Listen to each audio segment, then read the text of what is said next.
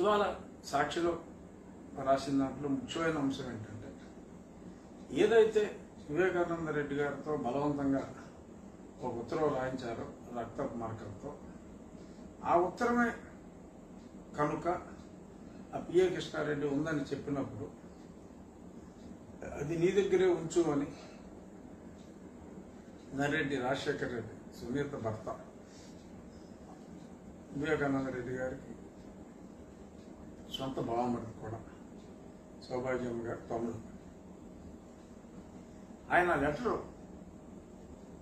చూపెట్టొద్దు నీ దగ్గరే ఉంచు అని ఉండకపోతే అసలు అది మర్డర్ అని చెప్పి ఆ లెటర్ చూసిన వెంటనే అందరికీ అర్థమైపోయింది.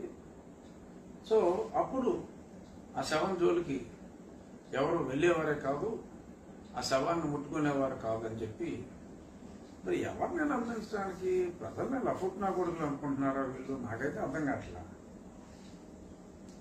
అసలు ఆ శవాన్ని చూసిన తర్వాత ఒళ్ళంతా కస కస కస కస గొడ్డలతో నరకబడిన తర్వాత తల వెనక భాగం అంతా, ఇప్పుడు నా దగ్గర ఫోటోలు ఉన్నాయి కానీ నేను చూపెడితే ఇంకెవరు చాలా మంది టిఫిన్లు కూడా చేస్తుండ్రు, టిఫిన్ చేయలేరు, భోజనం కూడా చేయలేరు.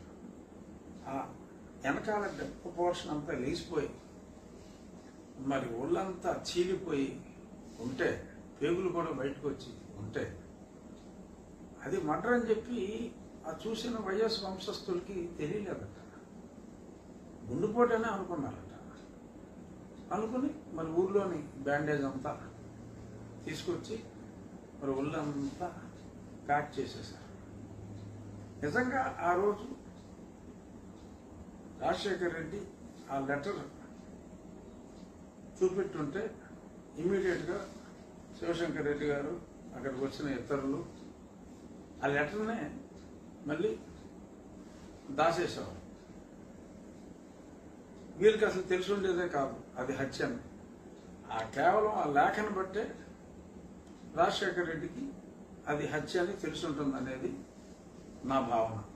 అందులో అనుమానం అక్కర్లా, నా భావన నిజమే అనేది నా ఉద్దేశం. సో దాన్ని బట్టి అతను హత్యని గమనించి వెళ్ళిన తర్వాత పోస్ట్ మార్టం చేయాలి అని చెప్పి ఇన్సిస్ట్ చేశాడు.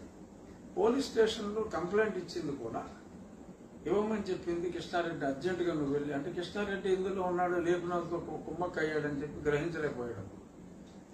సో ఇతను రాజశేఖర్ రెడ్డి తను పోలీస్ స్టేషన్లో కంపల్సరీగా కంప్లైంట్ ఇచ్చి పోస్ట్ మార్టం జరగాల్సిందే అని చెప్పి ఆ దంపతులతో పట్టుపట్టారు. అందుకని చెప్పి గత్యంతరం లేని పరిస్థితుల్లో పోస్ట్ మార్టం చేయవలసి వచ్చింది. అదర్వైజ్ ఆ లేఖ ఉండి ఉండకపోతే, చూసి ఉండకపోతే పాతేద్దాం ఇమ్మీడియట్గా పాతేద్దాం అని చెప్పి చాలా ప్రెషర్ పెట్టడం జరిగింది. సో ఎప్పుడైతే ఆ పాతుడు కార్యక్రమాన్ని అడ్డుకొని మరి కంప్లైంట్ ఇచ్చి ఇదంతా చేశారో, అక్కడ ఆ శివశంకర్ రెడ్డి గారు ఆ ఎస్ఐ సిఐ శంకరయ్యని మ్యాక్సిమం హర్షప్ చేసేసి బ్రషప్ చేసేసి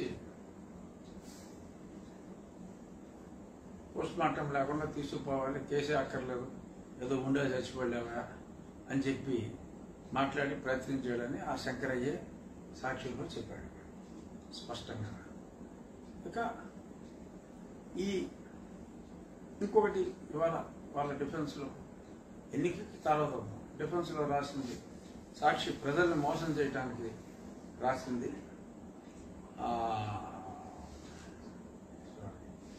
ఈ దస్తగిరి హత్య చేస్తే ఆ దస్తగిరినే సమర్థించింది సునీత అని చెప్పి మాట్లాడారు. ఎక్కడైనా ఒక వ్యక్తి ఒక కత్తితో హత్య చేస్తే శిక్ష కత్తిగా, పొడిచినోడుగా. బుద్ధులైన ప్రజలు ఆలోచించండి. అంత కామన్ సెన్స్ లేకుండా ప్రజల్ని చచ్చు వెధవలు, పుచ్చు వెధవలు, ఎప్పుడో ఒకసారి అతను నమ్మి ఓటేసినందుకు ఇంకా పనికిరాని వెధవలుగానే ప్రజల్ని భావిస్తూ మరి అలా రాశారు. ఇప్పుడు అక్కడ దస్తగిరి ఎవడు? దస్తగిరికి అతనికి ఏం వ్యక్తిగత కక్షలు లేవు. దస్తగిరి అన్నోడు అతన్ని ఒక ప్రొఫెషనల్ కిల్లర్గా వాడుకున్నారు. అతనితో నెగోషియేట్ చేసి మాట్లాడించింది ఎవరు? సిబిఐ వాళ్ళు స్పష్టంగా చెప్పేశారు. సిబిఐ వాళ్ళు క్లియర్గా శివశంకర్ రెడ్డి, అవినాష్ రెడ్డి, వారి తండ్రి గారు వీళ్ళు ముగ్గురు మాట్లాడారని చెప్పి, ఈ డీల్ ఫిక్స్ చేశారని చెప్పి చాలా స్పష్టంగా అతను చెప్పాడు. అతను ఏదో సడన్గా అంతకుముందు టీకి కూడా డబ్బులు లేనివాడు ఏదో చేసేసాడు అంటున్నాడు. మరి చెప్పాడు కదా క్లియర్గా, పలానా ఊరికి డబ్బులు ఇచ్చాను, కొంత నా దగ్గర ఉంచుకొని కొంత అక్కడ దాచానంటే, అలా మున్నగారి దగ్గర కూడా దొరికేసినాయి కదా, బ్యాంక్ అకౌంట్లో డబ్బులు చెప్పులు కొట్టుడు దగ్గర దొరికేసినాయి కదా, మరి ఆ డబ్బులతో దర్జాగా ఉంటాడు కదా. అక్కడికి ఆడేదో నిరుపేదలాగా వీళ్ళ డబ్బులతోనే బాగుపడిపోయినట్టుగా. అంటే అతను నిజం చెప్పాడు కాబట్టి ఈ విషయం అంతా బయటకు వచ్చింది. సో కాబట్టి డబ్బులు ఎందుకు ఇస్తారు దానికి? వీళ్ళు డబ్బులు మీరు ఇచ్చారు, అది కూడా కవర్ చేయడానికి దస్తగిరితో మాట్లాడుతున్నారు వీళ్ళంటే. నువ్వు ప్రయోగించావు దస్తగిరిని ప్రయోగించింది ఎవరో సిబిఐ ఛార్జ్షీట్లో చాలా స్పష్టంగా రాశారు. ఇంకా ఫైనల్ ఇన్వెస్టిగేషన్కి చిన్న గ్యాప్ పెట్టుకున్నారు. అది అప్పుడే ఇన్ఫ్రాంట్ క్రాకడైల్ ఫెస్టివల్ అమ్మా, పూర్తవలేదమ్మా, అది ఉంది, అసంపూర్ణంగానే ఉండటానికి చిన్న పాయింట్ పెట్టుకున్నారు అక్కడ. ఇప్పుడు దస్తగిరి సునీత మాట్లాడుకోరు, అది అర్జెంట్గా తిరిగేస్తున్నాడు, కారు డ్రైవర్ ఇప్పుడు కారుకు ఒక డ్రైవర్ని పెట్టుకుని తిరుగుతున్నాడు అనేది ఒక అభియోగం. అసలు దస్తగిరిని మీరేం చేశారు?